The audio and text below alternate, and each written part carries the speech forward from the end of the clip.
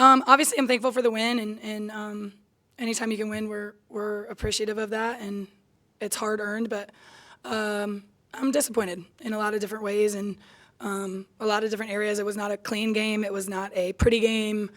Not a game that I loved. Our attention to detail and following the prep and the scout. I just thought some things got loose. I didn't think we had toughness for a lot of it.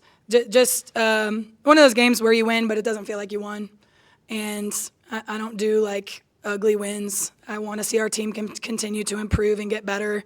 And we just gave up 76 points to a team that I thought we were, going to be able to keep in the 50s. And so, again, grateful that we won, thankful we won, but I'm probably as disappointed as you've seen me on this podium for sure.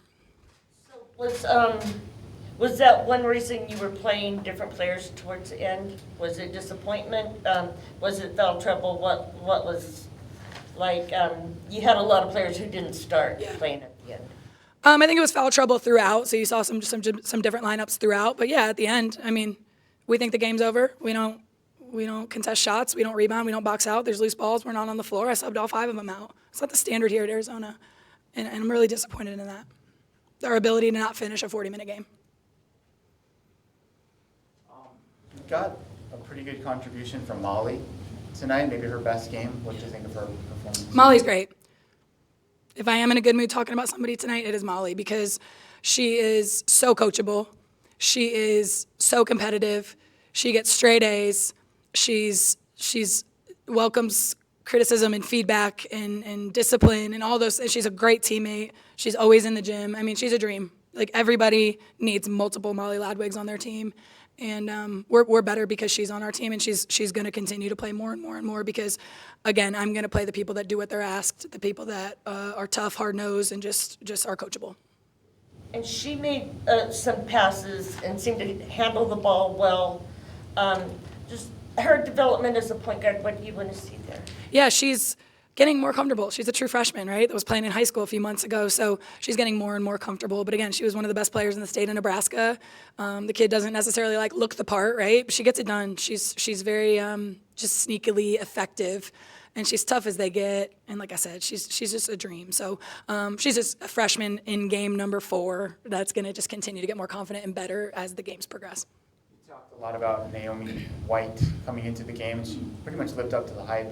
Scored a bunch. You had several different people guarding her at different times. What was kind of the game plan? The game plan was not what you saw. I mean, the game plan was not to give her 28. I mean, she played 10, 11 less minutes than she usually does and hung 28 on us. We didn't make her catches difficult. We didn't crowd her. We didn't switch high on her. Now, don't get me wrong. She made some tough ones, right? But for the most part, I don't think she's leaving this gym like, oh, I had to work for everything I got against Arizona, and that was what we said we needed to make her feel coming in. 8 for 17 from the field and 4 for 9 from 3, sent her to the free throw line to shoot 11 free throws. So that obviously was not making her frustrated, I wouldn't say. This was another game where you got off to a little bit of a slow start and really had a big surge in the second quarter. What do you think is behind that pattern? Maturity.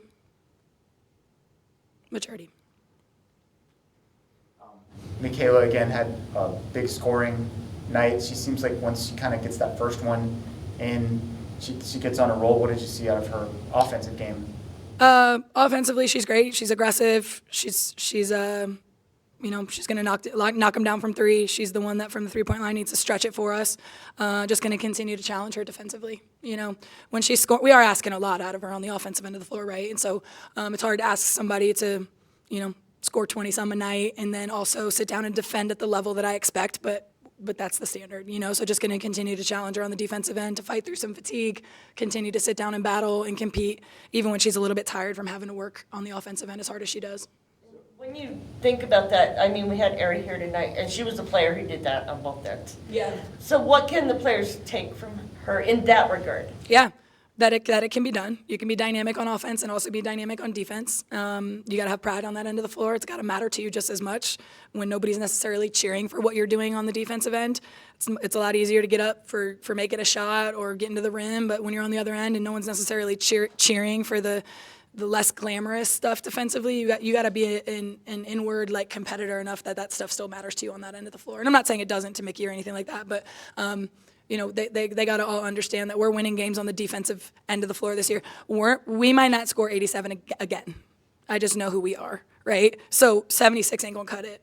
You know what I mean? So we just have to understand who we are, and we're going to have to be a better defensive team.